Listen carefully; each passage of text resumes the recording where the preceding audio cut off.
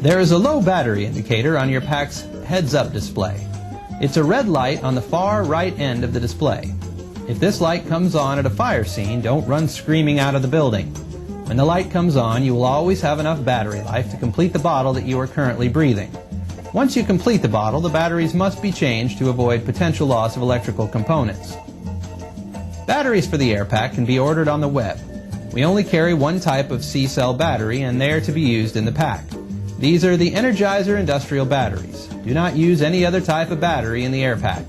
To change the batteries, first make sure that all the air has been bled from the system and that the pass is off. Pull the rubber cap off the top of the battery compartment. Use a screwdriver to loosen the set screw in the compartment lever. Lift the lever and turn it a quarter turn clockwise to release it. Pull the lever to remove the battery holder. Remove the 3 C-cell batteries from the holder and replace them. Take a look at the battery compartment and the seal around the cover of the battery holder to ensure that the area is clean. If necessary, use a clean, damp cloth on the area before you put everything back together again.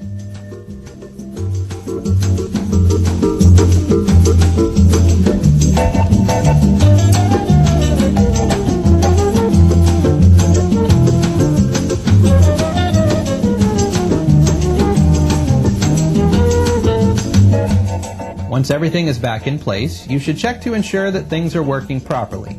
Just push the yellow button on the remote gauge and look at the lights on the back frame. The first light you will see is the blue system test light. The second is the battery status light. If it glows green, a good connection has been made and you're ready to go. If it glows red or does not light at all, something is wrong and you'll need to do some investigating. One of the biggest changes that came with the new air packs is the addition of the heads-up display. It's important to have a good working knowledge of what the various lights mean. We've already discussed the low battery indicator on the far right side of the HUD. The other lights are related to the amount of air in your bottle. It's important to note that the appearance of 2 green lights does not mean you have a full bottle. 2 green lights indicate greater than 3,000 psi. Between 2,000 psi and 3,000 psi, you will see 1 green light. Between 1,000 and 2,000, you will see a slowly flashing yellow light. When you have less than 1,000 psi left in your pack, the red light will begin rapidly flashing. At this point, the vibro alert will also begin to sound. Remember that even if all the electronics fail in the air pack, it will continue to function. You'll still have air, and you will still have the use of your vibro alert. Although the new packs work a lot like the old ones, there are a few new features that warrant some examination. We've already talked about your heads-up display, but now let's take a look at the back frame lights. These lights function as buddy system indicators, giving firefighters around you a better idea of what's going on with your air pack. Under normal operation, the 2 LEDs, one on either side of the air cylinder, blink green. If assistance is needed, the lights glow a bright yellow. If your pass device actuates, they will flash red. Another change that came with the new packs was the introduction of the new bayonet-style bottles. You've no doubt noticed that bottle changes are much quicker now. There are, however, a couple of things to note. First, when loading the bottle, listen for the tones as you push the bottle in. If you don't hear them, the bottle isn't seated properly. Also, seat the bottle using the rubber bumper on the bottom of the bottle, not the knob or the valve. Don't tighten the bottle strap so tight that you bend the pack frame. Just make it tight enough to keep the bottle from moving around. That's great.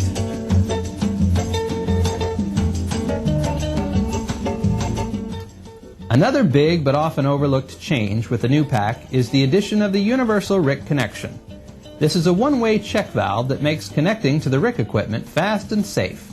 The connection is located at the bottom of the pack near the fill port on the bottle.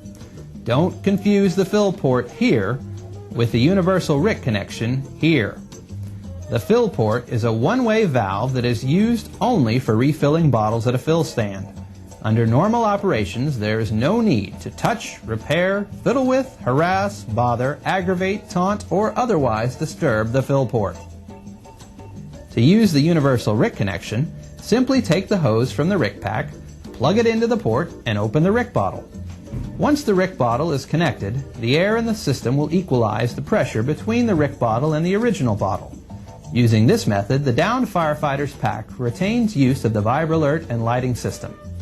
Keep in mind that with pressure in the system, air bottles can't be removed. The only way to remove a bottle in a charged system would be to shut the airflow off completely, not something you want to do in an IDLH atmosphere.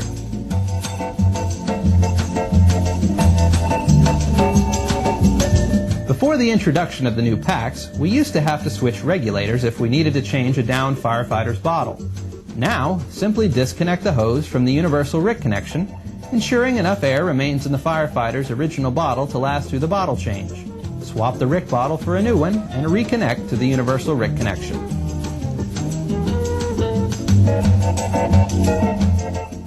Well, that about does it. In conclusion, just keep in mind that few pieces of equipment on your unit are as important as your air pack when it comes to keeping you alive in an IDLH environment, and approach your care and maintenance of the pack accordingly. And as an added bonus for watching this video in its entirety, the answer to number 4 on the quiz for this class is B.